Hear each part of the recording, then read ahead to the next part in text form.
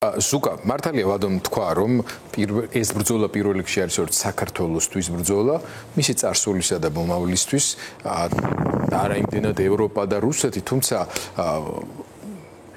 ეს ალტერნატივა რეალურად არსებობს რეალურ პოლიტიკაშიც არსებობს და კულტურული სივრცეების ალტერნატივების თვალსაზრისითაც ეს არის მნიშვნელოვანი ალტერნატივა და წყალგამყოფი, ხო?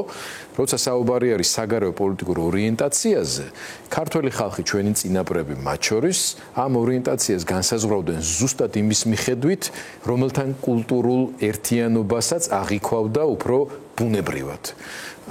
თანამედროვე რუსული სახელმწიფო კლასიკური გაგებით ბოროტების იმპერია შეიძლება დღეს ვერ იმპერიოს, მაგრამ ცდილობს რომ კვლავ დაუბრუნდეს თავის ძველ იმპერიულ გეოგრაფიულ ჩარჩოებს, მაგრამ თავისი აგრესიის ხარისხის, ვანდალიზმის და ბარბაროსობის მასშტაბებით არ ჩამოუვარდება საუკუნის წინანდელ ანალოგიებს. თუნდაც გუშინდელი დღე რაც უკრაინაში, მაგალითად ქალაქ Sumში, ქალაქის ცენტრში ორი ბალისტიკური რაკეტით ბზობა დღეს სარწმუნოებაზე რო ლაპარაკობდა ვადო ესე ვთქვათ მშვიდობიანი მოსახლეობის დახოცვას უკავშირდება მეტყველებს რა ტიპის სახელმწიფოა დღეს რუსეთი ძალიან თითქოს შორიდან მომიწია ამის დაწყება მაგრამ რამდენად მნიშვნელოვანი ფაქტორია მათ შორის დღეს ქუჩაში გამოსული ამდენი ახალგაზრდის არჩევანი ევროპულ პერსპექტივასა და აი რუსულ რეალობას სიგნალებს შორის. მოგესალმებით პირველ რიგში, დიდი მადლობა. ძალიან საინტერესო და სწორი და კარგი შეკითხვა ამ ეტაპზე, რადგან იმას ვიაზრებთ ჩვენ რომ ჩვენთვის ეს ბრძოლა რა თქმა უნდა არის ეგზისტენციალური და ამ ბრძოლაში დამარცხების შემთხვევაში ჩვენი საგარეო კურსი კი არა შეიძლება საქართველოს აღარ არსებობდეს რუკაზე, თუმცა რა თქმა უნდა პოზიტიურად უნდა შევხედოთ ამ პროცესს, რისთვის ვიბრძვით, არ უნდა დავივიწყოთ.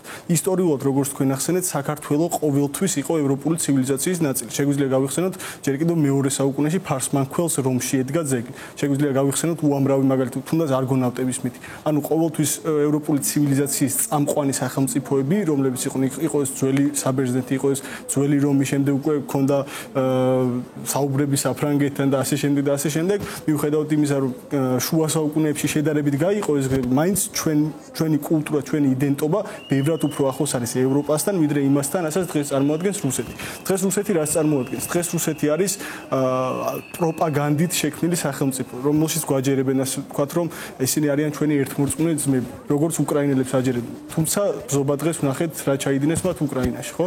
ასევე ისინი გვეუბნებიან, რომ მათთვის რუსული პროპაგანდა, ნარატივი და პრორუსი ადამიანები საქართველოში, რომ ენამამული და სარწმუნოება არის მათი საკუთრება. და დღეს სხვათა შორის ჩვენ მქონდა ეს ქარდები, რომ ენას, რომელსაც გვართმევდა რუსეთი, სარწმუნოებას ავტოკეფალიას გვიზღუდავდა რუსეთი და ჩვენი ტერიტორიის 20% ოკუპირებული აქვს რუსეთს. ანუ რაზე გვაქვს საერთოდ საუბარი, ხო? აქ არჩევანზეც აღარ დგას საქმე. აქ დგას საქმე იმაზე, რომ დღეს ჩვენი ხელისუფლება პირდაპირ წესით აბარებს რუსეთს ჩვენს ქვეყანას.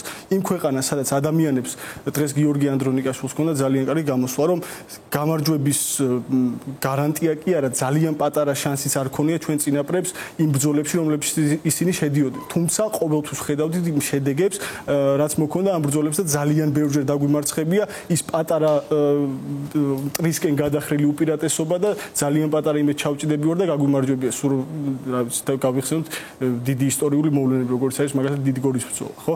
გვაქვს ჩვენ ეს არის ჩვენი იდენტობა. ამიტომაც გვჯერა, რომ მიუხედავად იმისა, რომ ქართულ ოცნებას უდიდესი რესურსის ძალას ვებრძვით ჩვენ, რუსეთს უდიდეს იმპერიას ვებრძვით ჩვენ, მაინც გვაქვს ჩვენ იმის ამბიცია და იმის რესურსი ჩვენ რწმენაში და ჩვენს ბრძოლის უნარიანობაში, რომ ეს ყველაფერი დავამარცხოთ და როგორ უნდა მივიდეთ აქამდე.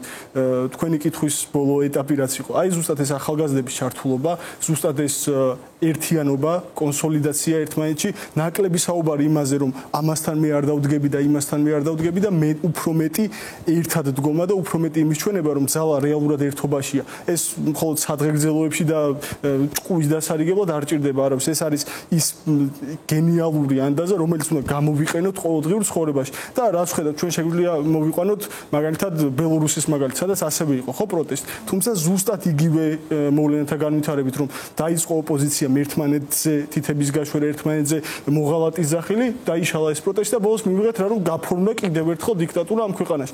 საქართველო არ არის ბელორუსი. ჩვენი ხალხი თავის იდენტობით, თავის ხასიათით ძალიან განსხვავდება რუსებისგანაც, ბელორუსებისგანაც, თუმცა არ უნდა შეუწყოს ქართულმა ოპოზიციამ არც ერთმა პოლიტიკურმა თუ არაპოლიტიკურმა ჯგუფმა იმას ხელი რომ ქართულ ხალხს შორის იყოს პოლარიზაციის ამხელა რაღაც გახლეჩვა და ამხელა პოლარიზაცია, ასე ვთქვათ.